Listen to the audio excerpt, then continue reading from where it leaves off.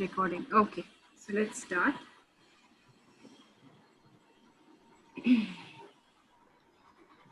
Okay, so let's look into today's agenda. We'll be basically talking about what budgetary control and encumbrance accounting is. Okay, so wherein we'll be touching upon the topics on why do we load budgets in the system, then components of defining budgets, enabling encumbrance accounting, and budgetary control and encumbrance accounting in general. All right. So now let us see what budget is. What is budget, Dorai, as per you?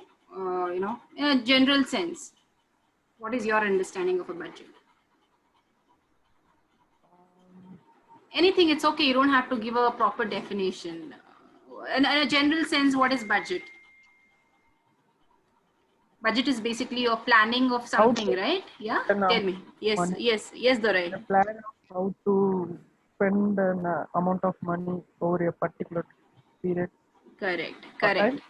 Exactly. Yeah. So now let's look into it, what it exactly means.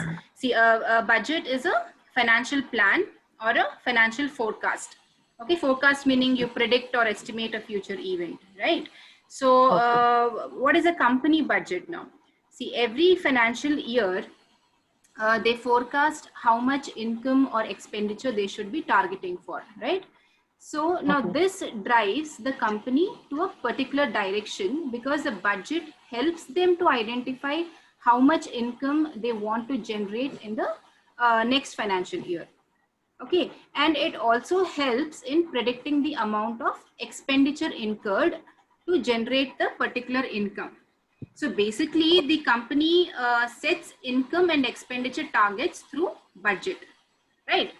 Okay, so at various stages of financial year, this targeted income and expenditure is compared with the actual income and expenditure, okay, as the financial year moves. So that is the variance that you get.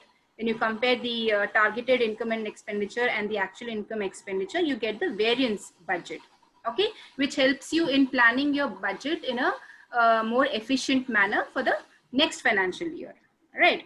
So it's basically the decision-making tool for the management to react and see how they should, revise the budget or strategies or plans towards achieving their goals. Okay. All right. So now we all are good at budgeting, right, in our personal lives. Okay. So at personal level, let's say now you want to go on a holiday. Do you just get up and go to the airport and buy tickets and travel to your destination? No, right? You actually do your planning well in advance, isn't it? Say sometimes a month in advance or a few months in advance, so that you want to get the best bargain for your air travels and your hotel bookings. So you will also plan your expenditure for your holiday trip, like how much you want to spend for your meals. You'll set aside, no? So suppose 10,000 is your, budget for a trip or something, and you will set aside, okay, fine. Out of 10,000, I would say 5,000 would be my lodging and boarding. And for meals, I'll set aside, say 1,000, say 500 rupees a day or something like that, right? So you'll plan your budget, like for your sightseeing expenses, your local taxi fares when you're visiting on a holiday to some country or say some other city or something. So this is what is budgeting at a personal level.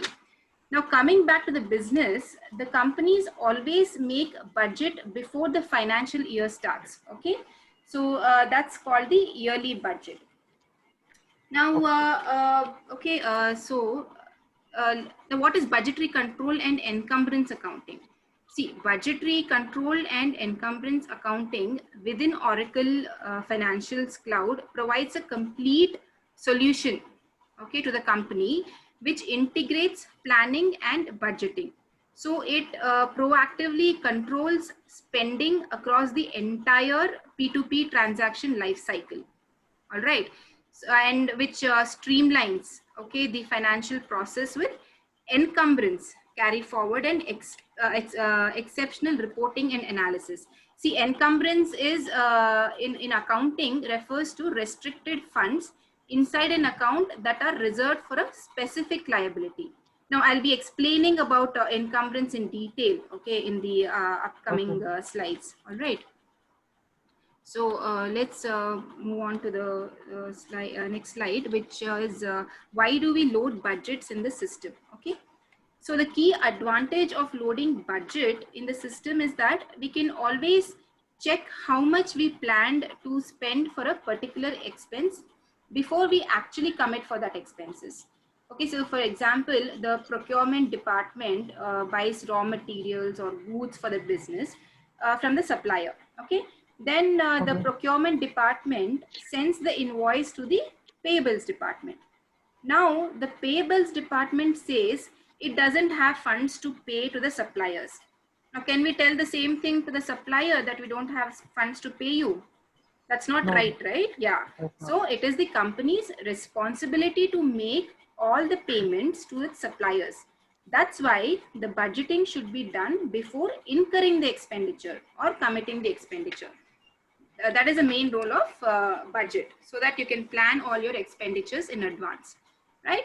Okay. Now the question arises, why do we load the budgets into the system? So to answer to this question is that from the system's perspective, when we load or enable the budgeting control into the system has the ability to give us a decision-making opportunity, okay, before we incur the expenditure. While we are creating the purchase requisition, the payables invoices and journals. All right. So the right place to check the budget is at the purchase requisition level, because purchase requisition is an internal document for the organization, right? So whereas a purchase order is an external document. You must be aware of purchase requisition, the whole P2P cycle you must be knowing, right? Yes, ma'am. Right? Yes, ma'am. Yes. So you Yes, can ma'am. connect with it in a much Yeah, better way. yes, ma'am. Yeah. Okay. Good. It's easily connect for me. Yeah. Good. Good. Good. So so now then, as I said, budgeting is good at the purchase requisition level, whereas a purchase order is an external document, right? But still, as long as the purchase order is not issued, the organization doesn't have the budget for it. You can still stop it. Okay, so you still have the control to decide.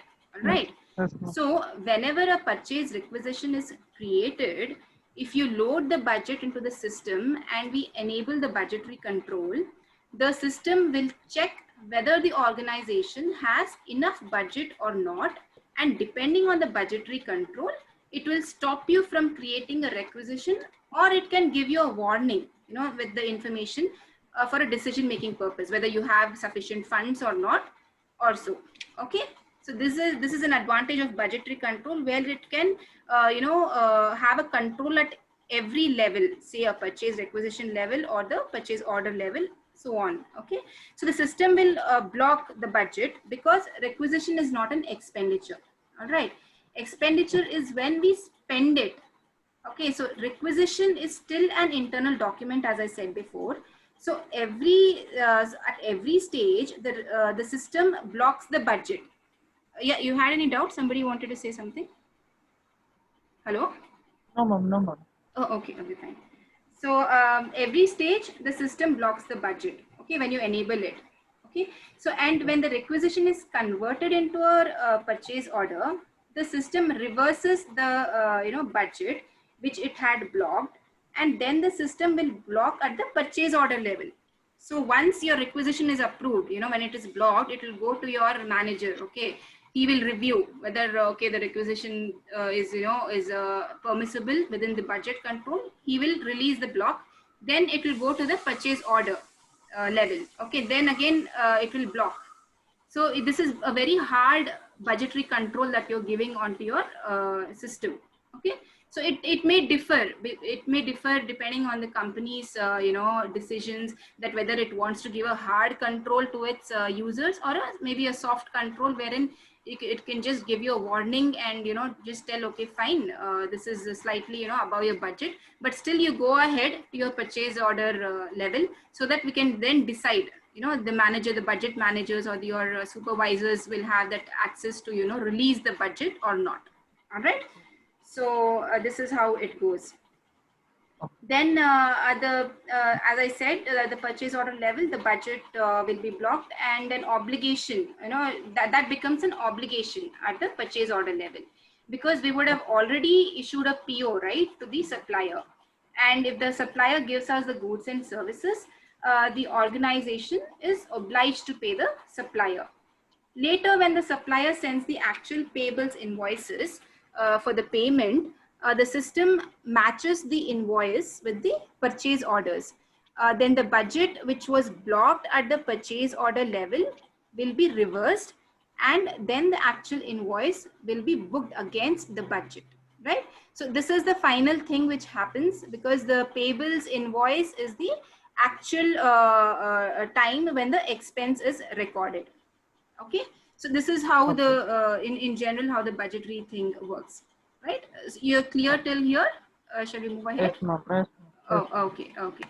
So further now, let's look into the components for defining budgets. Okay, now here we need to define three core setups, okay, which are the budgetary controls, the budgetary calendars, and the control budgets. Okay, and we have to assign a role of a budgetary control to the particular user, and the same, yeah, and the same user should be given the data access for a particular control budget against which the user can load the budgets, right?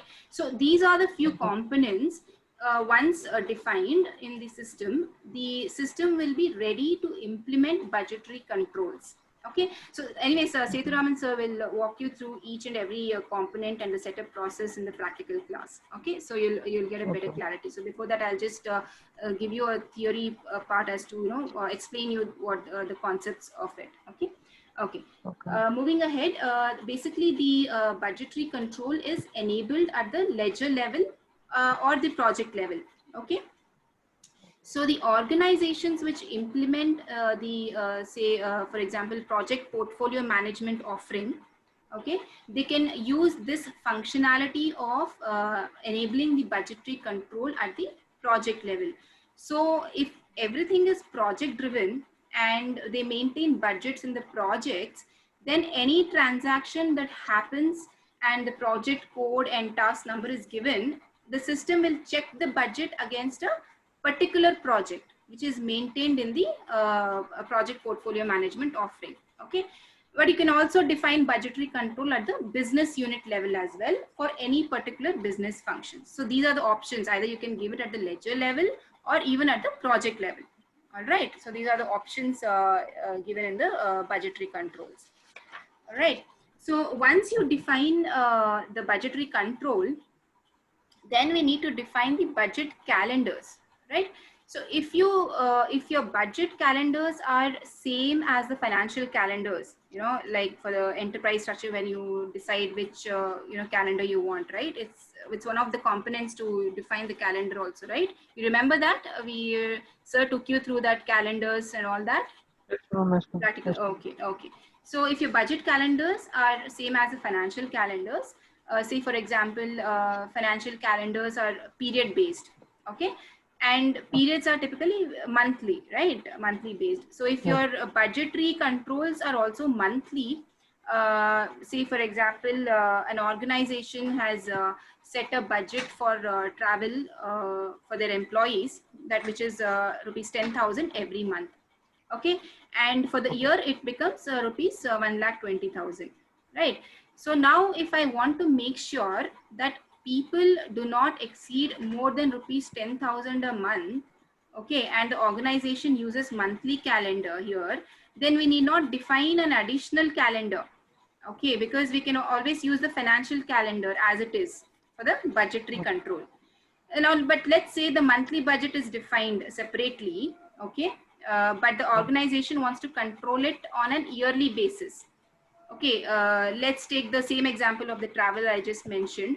Your yearly budget is rupees 1,20,000, okay, and monthly budget is rupees 10,000. Now the organization does not care how much it spends monthly, because this is an yearly budget, right, that you're putting. Yeah, so it does not care how much you spend monthly, as long as the yearly expenditure does not exceed the budget of rupees 1,20,000. So for example, if you set up this yearly control, then the system will allow the user to spend the whole of 1,20,000 in the first month itself, if the organization wants it. Okay, it has that ability, it has that freedom to spend it, but usually it doesn't happen in the normal scenarios. But this is how this is how it works if you have given a yearly budget control, right? You have an option of spending the whole thing, but that is only if the organization. Sorry, I didn't get you, Duray.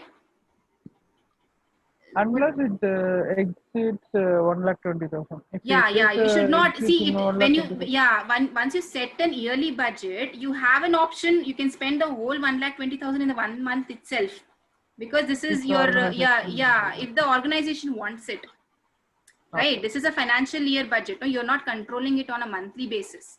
I'm just saying, once if it is an, a financial year budget, you can spend different amounts in different months.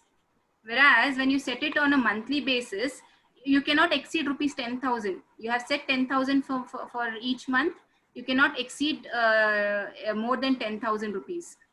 Okay. Whereas in the yearly budget, when you enable the yearly budget, you can spend out of 1,20,000, you can spend say 8,000 in 1 month, or maybe say 12,000, 20,000, 30,000 in 1 month, or maybe the whole amount in 1 month itself, right? So that is the difference. You got the difference between the monthly control budgets and the financial control budgets. Okay.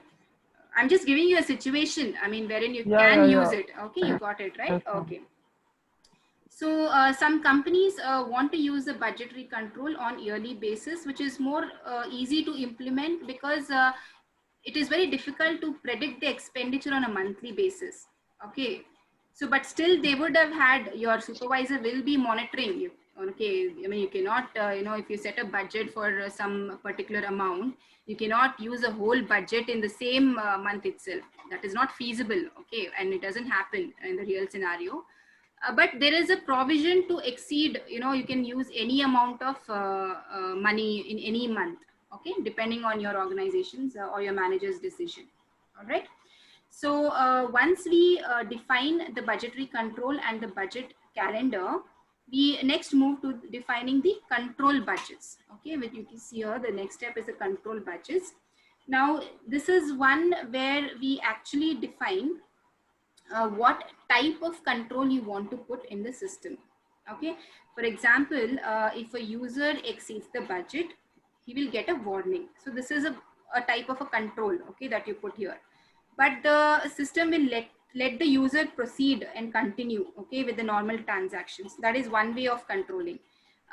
There's a second example which I would like to give you is wherein the user exceeds the budget. Okay, you will put a hard control and stop the user to do any further transactions. Okay, so these are the type of controls that you can put.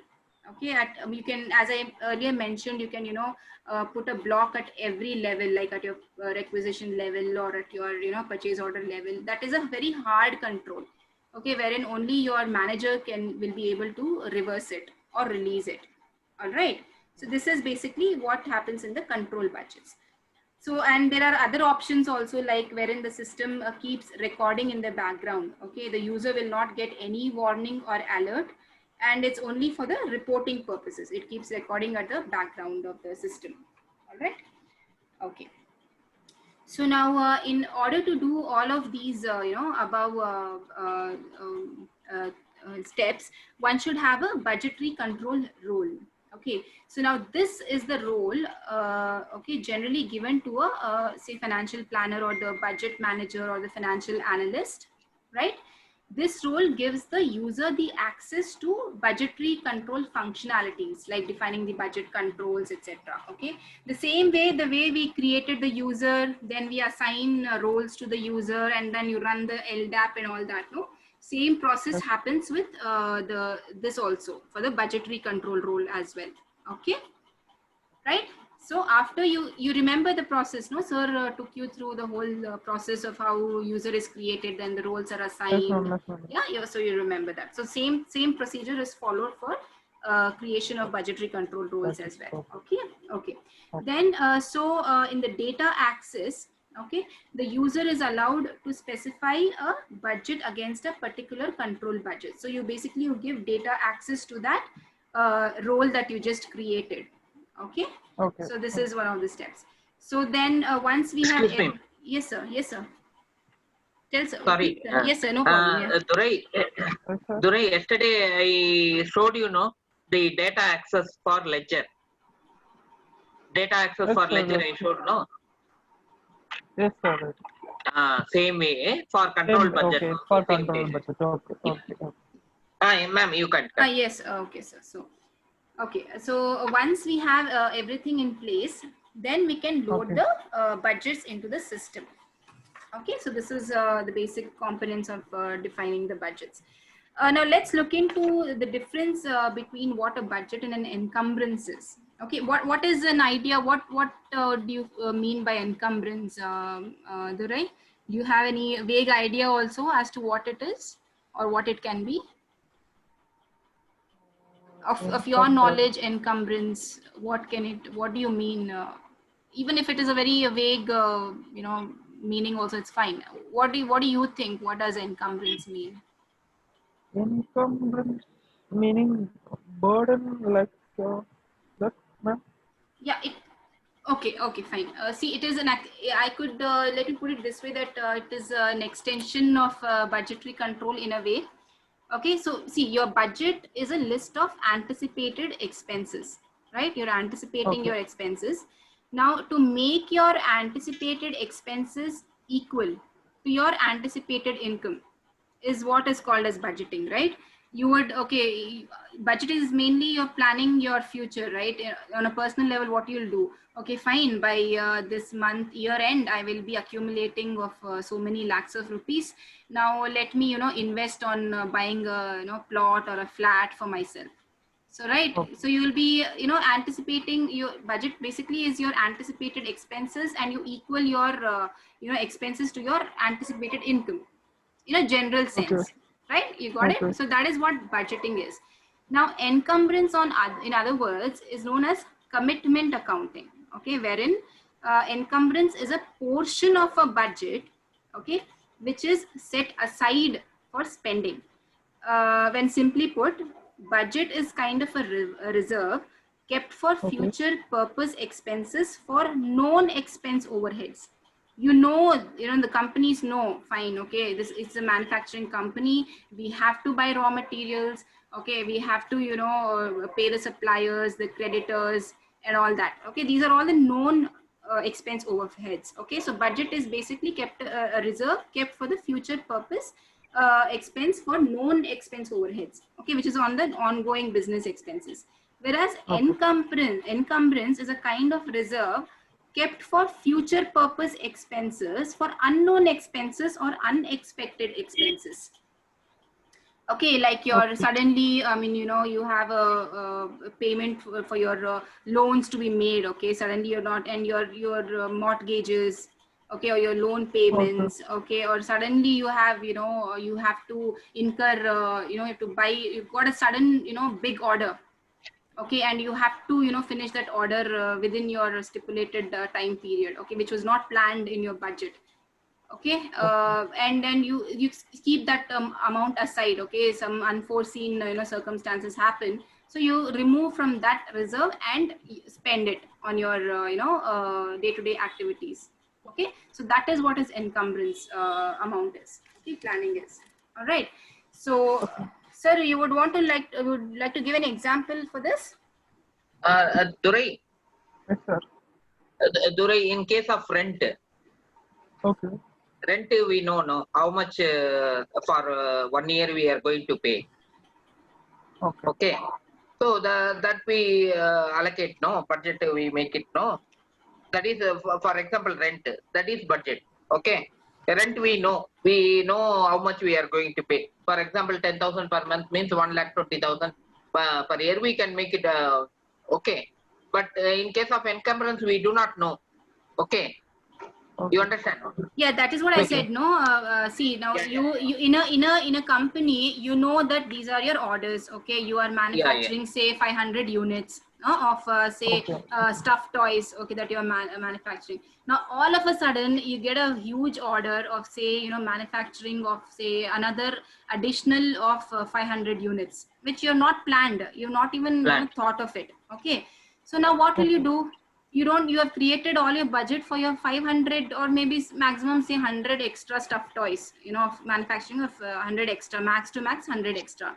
But now you've got a sudden order. Now you can't deny that order also. No, it's a huge benefit for your company. So what you will do now, from encumbrance reserve, you will take out that money and invest, take out the money and buy the raw materials to manufacture those extra, unexpected order that which came in. So that is what encumbrance is. Budget is for the known expenses. Encumbrance is for the unknown expenses. Okay. So could you relate it? Could you relate it? Yes, ma'am. Yes, ma'am. Yes. Okay, good. Okay, fine. So let's move into this. Okay, as it's written here, the encumbrance refers to restricted funds. See, this is again a restriction. Okay, it is just it's the company's top management's decision. Okay, when, as I said, an unexpected order came up, right, which is a benefit to your company. All right, so you have to hire more employees also. It's a chain reaction. Okay, so once you take a decision, you have to hire more employees. Maybe you have to, rent out more equipments also, to finish your targeted, to finish your targets, right? So basically, this is a top management's decision to, take whether, to go ahead with it or not. That's the reason it is a restricted fund.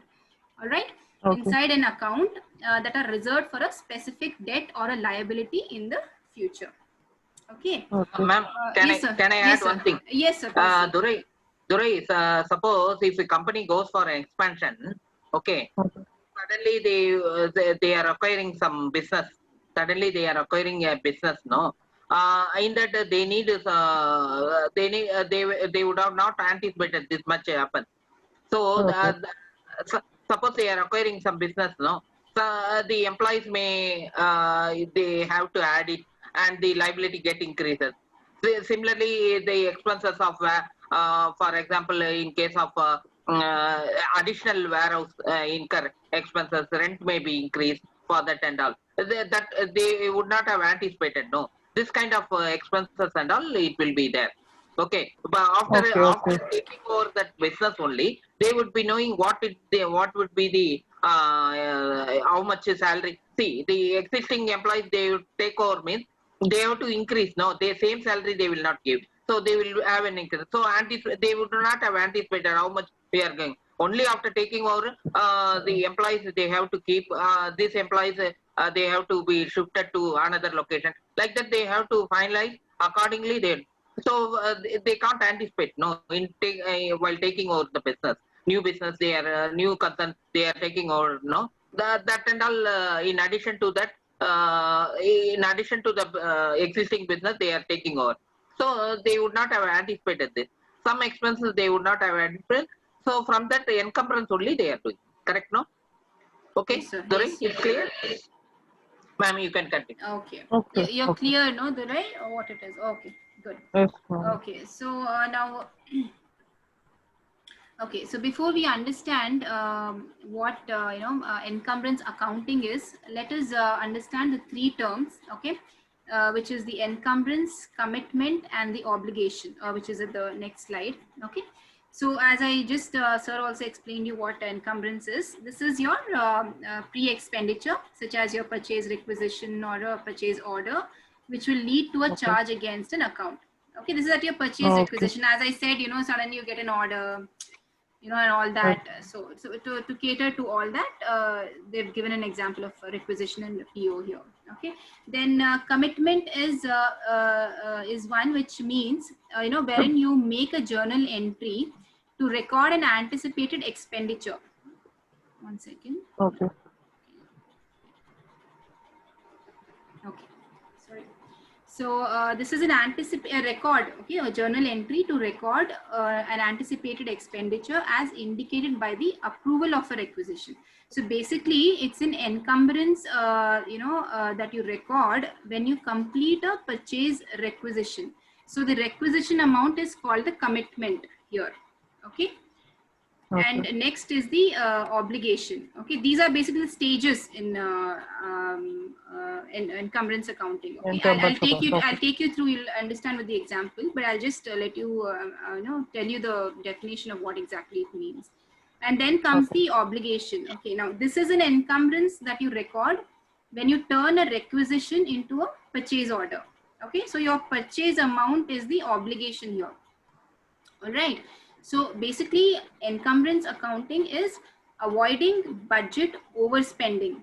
Okay, it's this encumbrance accounting is avoiding budget overspending by showing open commitments as part of projected expenses.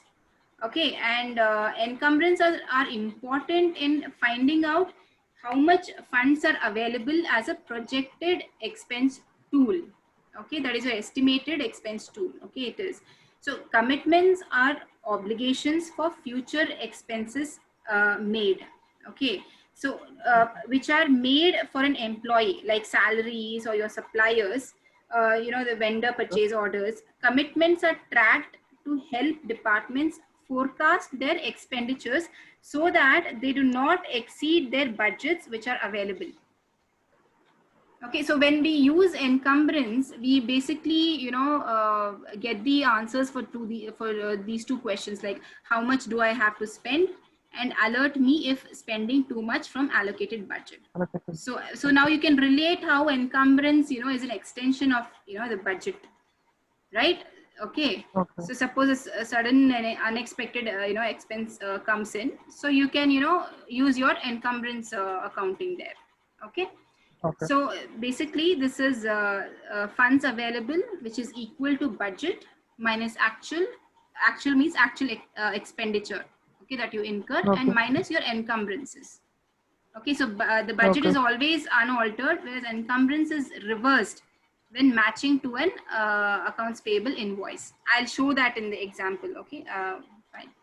Okay, so the benefit of the encumbrance accounting feature is that is the ability to have the system control the expenditure budget from the general ledger, reducing the risks of potential over expenditure. As I said, it stops you from overspending your budgets. Okay, that is what is encumbrance is all about, right?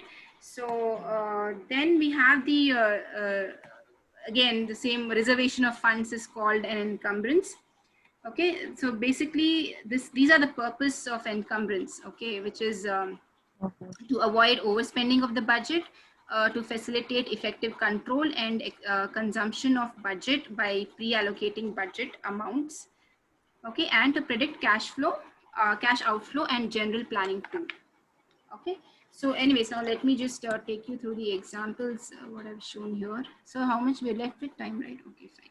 6 minutes. Okay, fine, no problem. Okay, see, as I just told you about what commitment and obligation and thing, right, in the slides right now.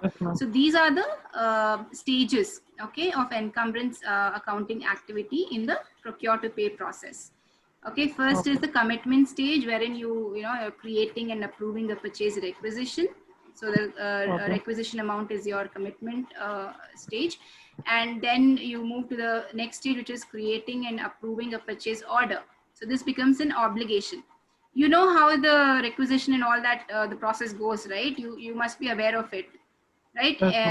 As I said, a requisition is an internal document and this is an external document. Okay. Then you further, once your PO is approved, then you go ahead and create and approve receipts or invoices, which is the actual stage. Okay. Okay, fine. Now let's get into the flow of it. See, now here, this is how the flow happens. Okay, this is the business transactions. This is a budget remaining, which is called as the appropriation. The allocated budget basically, okay, is your appropriation.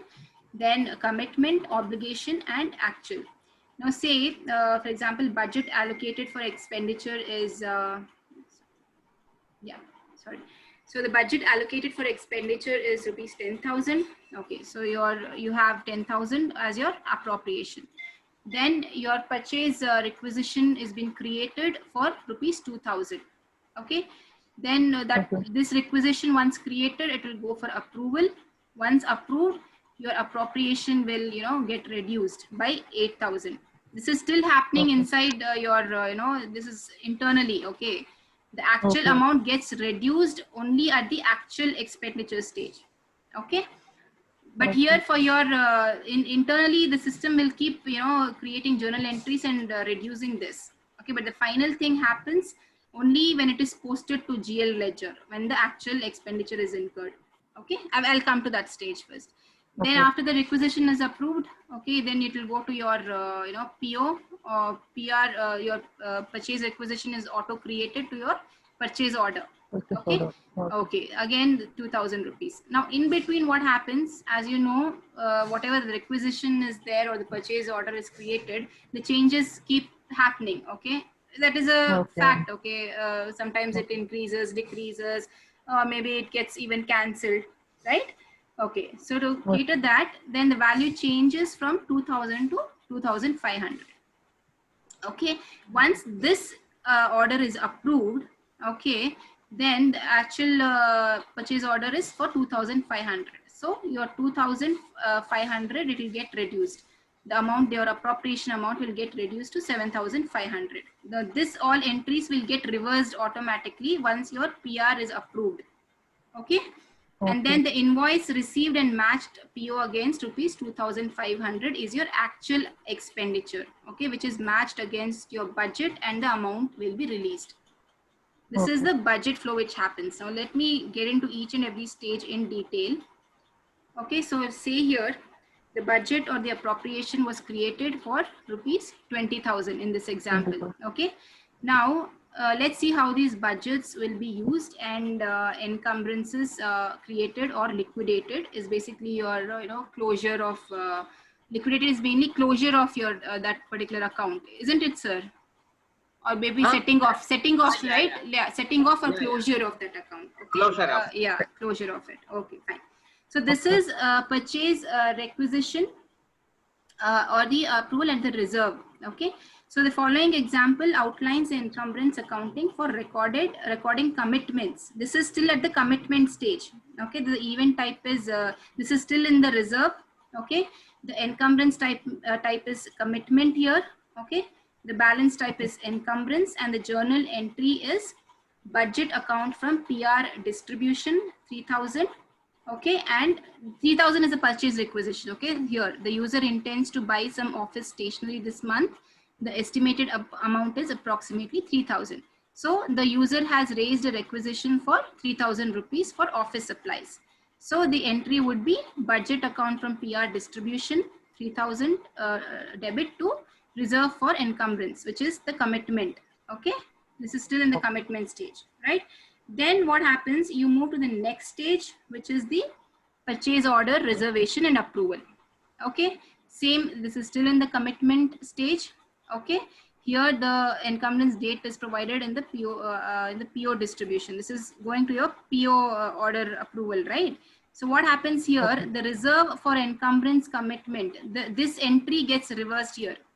See, once it is Okay. in the PR stage, that is your requisition stage, the entry is budget account from PR to reserve for encumbrance. Okay. Then once it Okay. moves to the next stage, that is your PO purchase order stage, that entry becomes reverse. So it gets set off, right? Okay. You are aware of your journal entries, right? Yes, ma'am. Yeah. Okay, fine. So this you can set off this. So then further what happens, once this purchase order is approved, okay, that becomes an obligation for the company, as I said. Okay, so then the entry would Okay. be Okay. budget account from PO distribution 3,000 debit to reserve for encumbrance, which is the obligation 3,000. Okay, so this is your purchase order which has been approved. Okay, now what happens,